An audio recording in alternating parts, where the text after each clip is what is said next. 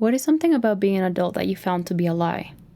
Hi, my name is Monique. I'm an Akashic channeler, a sensitive, and an intuitive. And lately I've been asking myself the question of what are the things that I believe about being an adult that turns out were just things that they told me, and maybe now that I'm actually growing up and implementing these things into my life, it doesn't really track. Welcome to the Open Record. So for context, I'm turning 30 next year, which means I'm in my last 20 year. I'm 29 currently, and if that wasn't enough to already be putting me into a spiral of who do I want to be, what does being an adult actually mean, I'm also getting married next year, and I recently moved across states in Mexico to live from my hometown with my parents into my fiance's home. So you can kind of imagine the amount of self-deaths that I'm currently going through. The first thing that I feel is underrated and nobody told me about how hard it would be to be an adult is having to experience the death of all your previous versions when you're beginning something. So I feel like when you see these movies idealizing these parts of like going away to college and moving out of your parents' house, like all of these very nostalgic, probably very important moments of your life, all sort of have the same tone, which is you're going through experiences you've never been through before, so it's all new. But nobody ever told me that going through new experiences meant letting go of old beliefs. So going through a period of grief, it's almost like you're having all these good moments of like, oh my God, I'm going to experience new things. I'm going to move out of my town. I've never lived here. I've never done this before. But you're having at the same time to create a new version of you that's never maybe lived in such a large city area with so much noise, in a different space, having to inhabit new environments, making new friends. And this version of you that's never existed has to be created. But in order to do that, you have to define which parts of the old versions have to go. And that has been such a sweet and sour moment for me because I didn't have a clue about how much grief I would go through in the process of building my adult version of my younger self, how much ideas I had of myself. You know, when you're young, you say, when I'm 30, I'm going to do this. By the time I'm 25, I'm going to speak 3 languages. I'm probably going to get married by the time I'm 22. I'll have kids and like, you have so much ideas and maybe beliefs about yourself that you have no idea about, but you're just a kid and you have like maybe like a mood board of how you think your life is going to go. And when you're actually living it, when you're actually there, you're like, whoa, this is not how I expected this to be. This is not how, like, for example, for me, getting proposed to was such an adrenaline rush, and it was such a clash of my life expectations coming together, because what you think of as a child is the moment that you're going to be living is in so many ways so much pressure, where it's like you're living a moment and then you have an idea of how it was supposed to be as a child, and then you live it, and in so many ways it's better, and in so many ways it's disappointing. But it's this idea of like, now I actually lived it. You have to let go of the idea of how it could have been or how it was gonna be, because now you lived it. And there's so many of those experiences that I'm currently going through because there's so many expectations. And I think I didn't understand that there were going to be so many expectations that were not only bad for me, not only probably going to be harming me if they were to pass in the way that I imagined them as a child, but in very, very many ways, they spoke more to my trauma. So I wanted maybe those little things to happen to me in certain ways because there was a need for validation, or a need for proving my own worth, or a need for a certain expectation. And so many of those things spoke to more about my lackings than my true needs. So it's been such a hard process, not just to evolve from who I think I should be, but evolved into the best version of myself. One of the first things that I had to reassess when I first moved in with my fiance was he's the most social person I've ever met. So he will literally need to hang out with people as fuel. He is such an extroverted person. He feeds off of the energy of hanging out with his friends, being outside, and constantly just being, he's a Leo, like for context. So he's like technically in his zone when he's being observed and basically always outside of his bubble, right? He likes to share his bubble. I'm the complete opposite. I am a homebody. I'm an introvert. I really, really, really appreciate my time alone, my own bubble. So I recharge myself when I'm by myself and having alone time and having like time inside my head. All of those things basically fuel me. But it's been such an interesting thing to see how I can start to go outside of my comfort zone and challenge myself to not only like literally have more social experience, but also to see a new version of me come out. Like, I didn't know I could hang out with so many people at once. It wasn't comfortable at first. I definitely had to go through that feeling of like when you're a child and you're tasting something that's funny or you're trying a new texture and you're like, I'm not sure I like tapioca. Like, I was just going through the vibes of like, okay, this feels weird. But then you go through it and you're like, actually, I think a new version of me might have just sprouted. Yeah, like, I like this. But what happens? There's so many versions of you that identified with being totally uncomfortable in being in public that you have to let go of, and that you feel you're actually being a traitor to. You're like, oh my God, I said this and it was a lie. I was actually really good at it. But it turns out that maybe it was so true that you weren't comfortable being outside. But maybe at this point in your life where you're more secure about who you are and you're ready to express that and share that with the world, then maybe it fits for you. So there's a goodbye almost of letting go of that little Monique that has to say, oh, I'm no longer an introvert, or I'm no longer an introvert how I thought. I'm actually quite more adept at this. Maybe I identified myself with not being a very good swimmer, and it turns out I can swim, or it turns out I can learn to swim. So there's a lot of grief in the idea that you have to reconnect with who you think you are now and who you think you thought you should be, who you used to be. And you're neither here nor there, because a lot of the things that I feel often is the imposter syndrome of, oh my God, like, I'm not really new though. Like, this isn't something that I haven't seen before. It's just like, I tried a new recipe with the same ingredients, but it's not quite out there. And it's like, I'm still sitting with my ghosts, but I'm no longer them. So it's like this weird in between transition moment where you kind of haven't really left the building, but you're still in it. I actually had talked about like the death of old selves in my past video, if you guys want to check that out, because I talk about the discrepancies of inhabiting two truths at the same time of yourself, and almost like two versions of yourself at the same time. One where you're really happy, but you're also extremely sad and probably also really in a grieving moment. And you're like, how can I be grieving when I'm going through this thing that I'm actually really glad and grateful for?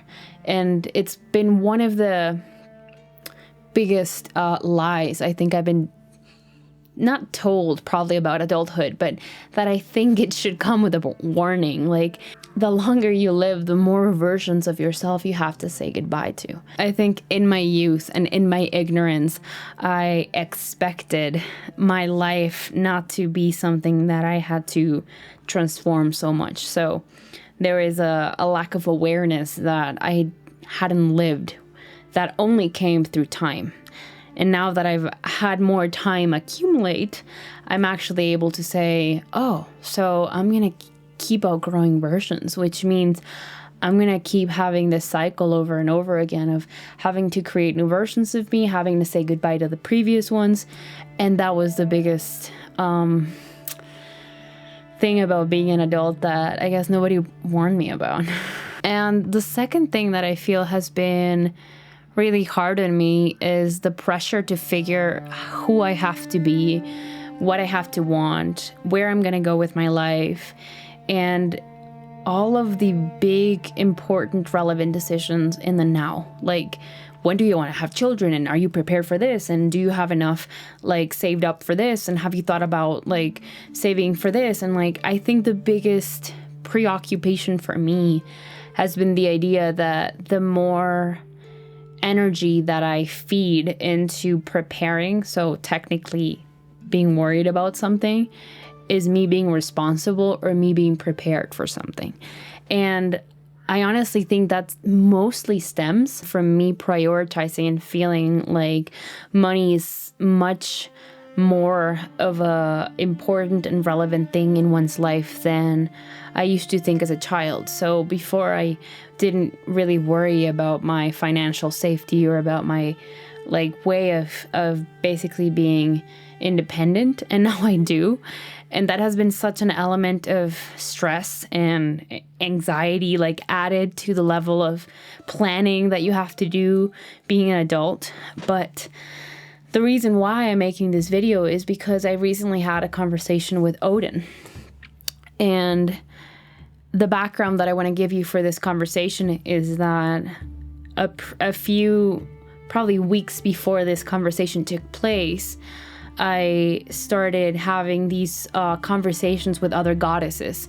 So I'm not much into doing deity conversations and channelings, but when the opportunity opened up to do that, I felt like a little knock coming in the door from Odin. And if you don't know who Odin is, I can't tell you that I am the expert or in any way claim that I am informed of him either, but he is a Nordic god. And without giving any more information about him, I would like to tell you what he told me, because I actually found that the things that I was most worried about, that I was most preoccupied about, he spoke to, because I was in such a low moment, especially not just going through so much grief of who do I have to be and who do I have to let go of, and oh my god, this feels overwhelming, like I'm dying and being rebirthed at the same time. Like, how do you manage like death and like life at the same time? And it was so incredibly overwhelming that I just felt like I needed a pick-me-up. I needed something to give me a little bit of guidance. And this was that moment. This was me just asking, like, can anybody help me? And I was just talking to my guys, and I was really trying to just have some way of feeling like, okay, what am I doing right? What do I need to do better? Like, it was just me asking questions. And most of these conversations that I have with deities are not always public. I'll have them beforehand, or I'll know that they want to talk to me, so I'll have a private conversation with them previous to the actual conversation. So it's actually something that happened while I was writing. I was journaling, and he started answering, and I just started like picking up the answers, and I realized it was him halfway through the conversation. I was like, I think this is Odin. And just to give you a heads up, when you're channeling, a lot of the things that people say is, how can you know that you're actually talking to that energy? And you'll usually get signs, but for me, it was the fact that the day after speaking, like talking with him, I was like, I have to film this message, I have to film this conversation. And lo and behold, I actually did. I asked my boyfriend, he's a producer, he literally told me, we can film it whenever you want, we just need to like write it down, make everything good to go. And as soon as we did that, I think I did it between 2 days of like filming, editing, and posting it. And the day after posting it, he literally met somebody named Odin that works in the music business. And I asked him, like, did you catch that? That was a really weird synchronicity. Like, what are the odds that you meet a person with that name? And he actually told me, like, I hadn't thought about it until you said it. And I immediately thought, those are the ways in which they send little, like, winks or nods to you saying, like, yeah, this is me, I'm here. And it's just to let you know, like, it's a confirmation that these things don't really happen by accident. Because I had previously felt like this little knock on the window, like saying, like, you and me could talk. And when we were talking, it wasn't just the fact that I really needed to hear what he had to say about the things I thought were so important, like making money, being an adult, and what I thought being an adult meant, which was like all work, no play. And he talked and spoke to that and about that. But even more importantly, I think that his energy kind of calmed me down. It was a really playful energy, and it reminded me a lot about my boyfriend, because he usually tends to kind of loosen things down and have less stress about things than me. So he kind of came in with this very playful energy. I was so lost, and I was thinking that being lost was the opposite of good. I was like, how do I fix my life? And somebody come give me the answers right now, or I swear to God. Like, it was that moment where you're like claiming to the skies, like, somebody help me. I think I'm in too deep.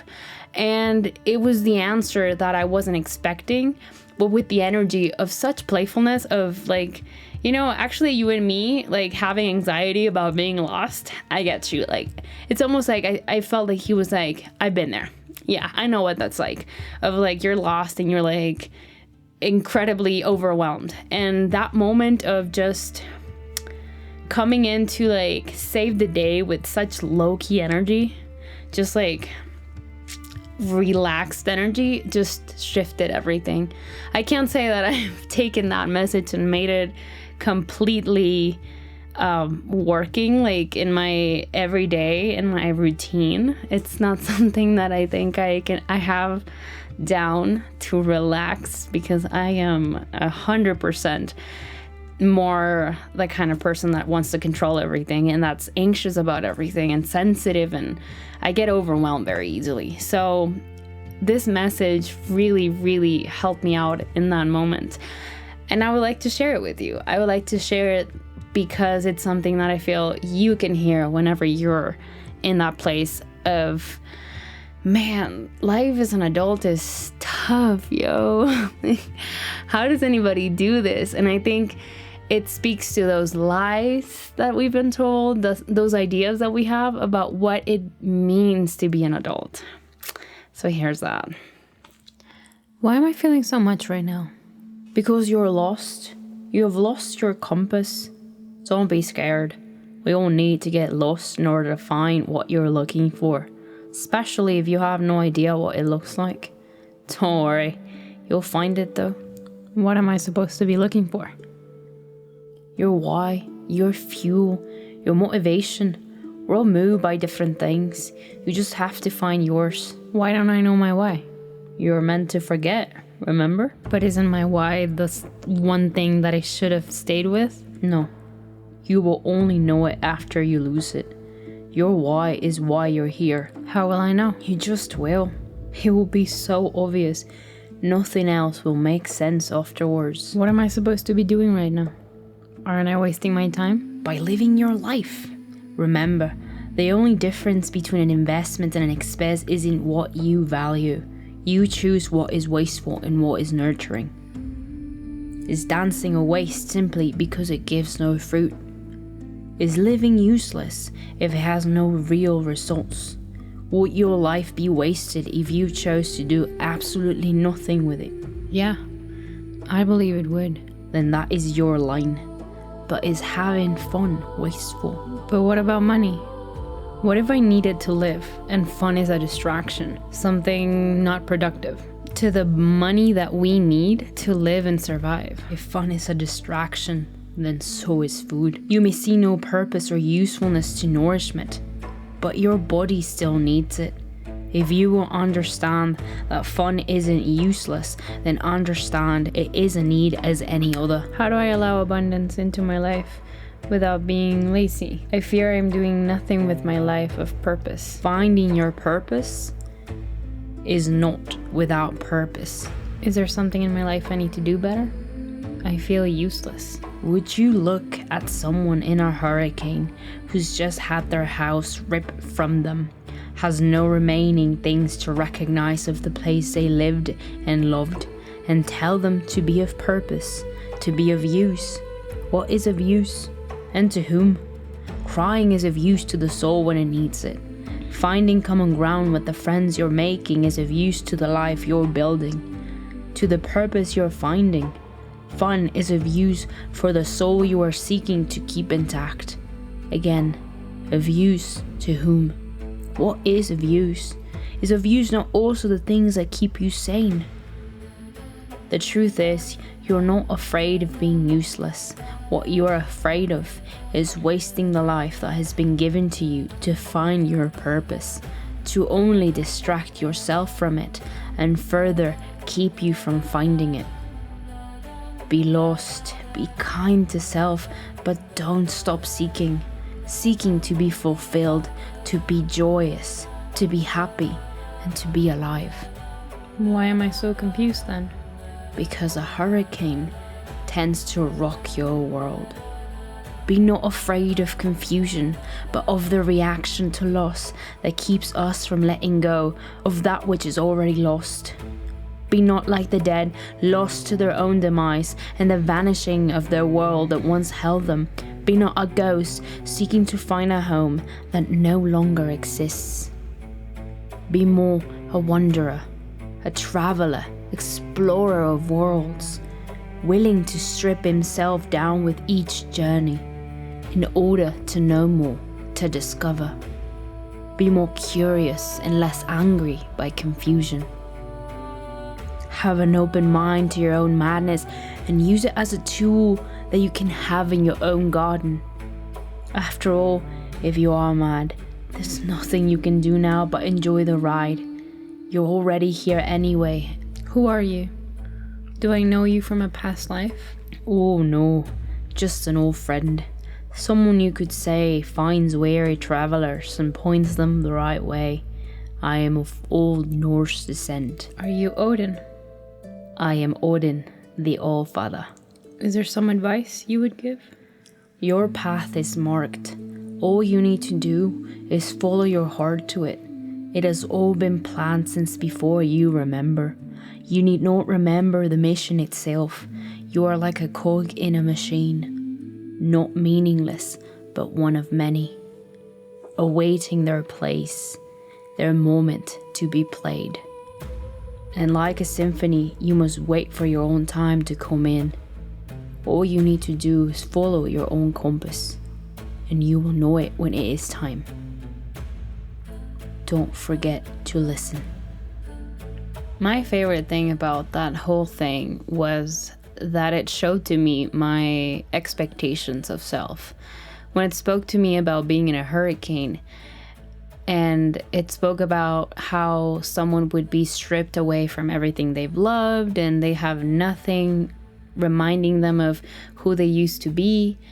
It spoke to me about how much of what I've lived has been a whirlwind and how much I have this expectation that I should be okay, that I should be useful, that I should be doing things that are more productive with my time, with my mind. And the way that he talked about not just fun, but how we think we're being useless or how we're not being productive. And he mentioned being productive as something as simple as finding yourself or finding your purpose or figuring out what you want to do in this life. I think it made me rethink. If this was I could say, grown man, what was he telling me about fun that I, as a middle-aged person or as a soon-to-be a 30-year-old, thought fun was like a thing of the past, that is not relevant, that's a distraction, I am meant to focus only on money. And I think he never addressed money because he realized, and he was talking about how important it is to attract from passion and from enjoyment rather than attract from lack. Because when we feel we're like stressed about our our financial mindset or our financial future, we take a look at this area with such heaviness in our heart, with such worry, with such anxiety, that it draws more of that in, instead of realizing that it's not about not planning your future, but it's about thinking about it in a much more relaxed and light way. He reminded me that it wasn't as serious as I thought, that I should chill, that I should have fun, that having fun is as important as feeding myself, that my body needs it, that being useful is something relative, like useful to whom? And at the end, I love that he went back to this thing about saying like everything's been already planned, you know, like you've already danced this dance when you started this life on earth. You have a purpose. You're meant to be in your role. And I love that he ended with don't forget to listen, because another thing that will happen often to me is that I'll be so caught up in my mental noise that it's almost like I'll get a cue and I'll miss the cue. And it was like I was supposed to come in that cue, but I'm so worried about what to be doing and what I should and shouldn't be doing that I'll miss the cue to maybe talk about something, to meet somebody, to have an experience. And I notice now that not listening to the things that happen in the everyday, to my intuition, to my emotions, is one of the biggest, I think, downsides of being an adult, because we are told that really our intuition is really not that important.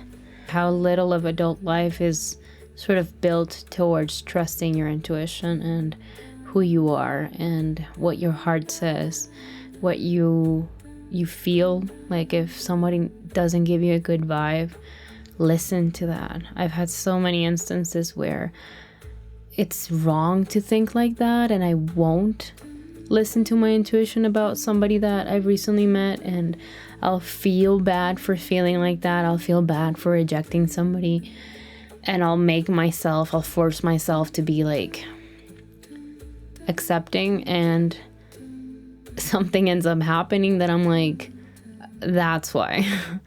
Like they'll show their true colors, and I'm like, why did I make myself feel bad for like not wanting to be that person's friend, or for not being thrilled about them? Like I gaslit myself about basically not feeling it. And I've sort of learned to trust in my own wisdom and say, I don't know why. I don't think I have to know. I think for some reason I am getting a signal that maybe I don't know how to interpret or what I'm interpreting. I just know that it's the turning off signal or the leaving signal, taking space.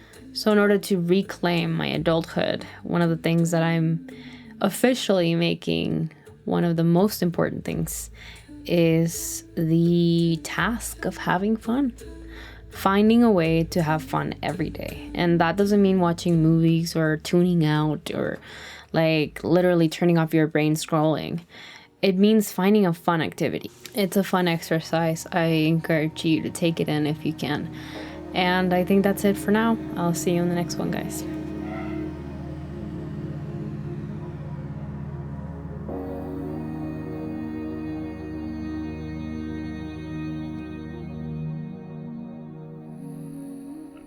So a fun little one.